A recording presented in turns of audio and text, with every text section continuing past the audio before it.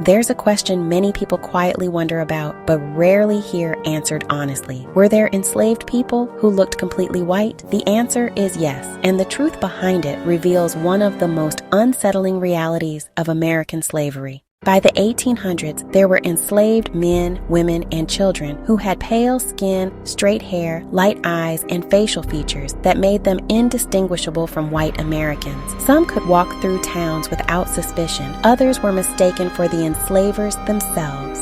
Yet, legally, they were still considered property. To understand how this happened, we have to understand how slavery truly worked, not how it's often simplified or softened. Slavery in America was not just about race. It was about power, control, and inheritance. Enslaved women were frequently raped or coerced by white enslavers. These acts were not rare, and they were not accidents. They were a built-in feature of the system. Children born from these assaults inherited the legal status of their mother, not their father. This rule was known as partus sequitur ventrum, meaning the child followed the condition of the womb. So even if a child's father was white, wealthy, or powerful, if the mother was enslaved, the child was enslaved too. Over generations, this created families that were 3/4 white, 7/8 white, even 15/16 white, and still legally enslaved. By the later years of slavery, skin color had become an unreliable marker of freedom. There were enslaved people who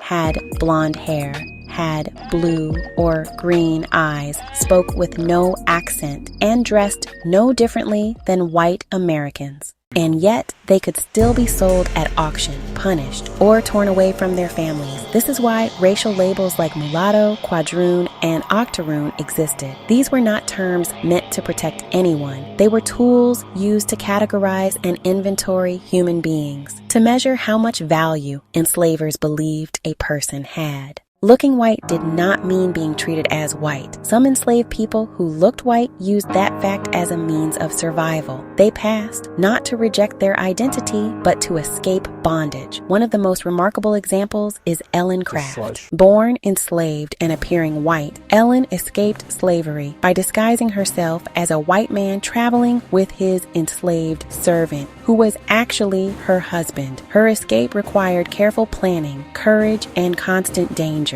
At any moment, discovery could have meant capture or death. Her story exposes the lie at the heart of slavery. That race was obvious, natural, and fixed. In reality, slavery depended on paperwork, laws, and violence, not appearance. Other enslaved people passed permanently. They crossed the color line and never returned, knowing that discovery could mean kidnapping, re-enslavement, or death, even in free states. Passing came with a heavy cost. It often meant abandoning family, living in silence, carrying a secret for the rest of one's life. And many never had the choice at all. Some enslaved people who looked white were hidden in homes as domestic servants. Others were sold south, where no one knew their origins. Some were forced to stand on auction blocks while buyers openly debated whether they were white enough to be worth more money. These realities challenge a myth many people were taught, that slavery was visually obvious. It wasn't. Slavery did not require dark skin. It required a system willing to ignore humanity, and that system had no problem enslaving people who looked just like the people who claimed to own them. This history also helps explain the deep roots of colorism, passing narratives, and identity struggles that followed emancipation. After slavery ended, many formerly enslaved people who looked white disappeared into white society. Their descendants may never know their true history. Entire family lines were erased, not by choice, but by necessity. So, yes,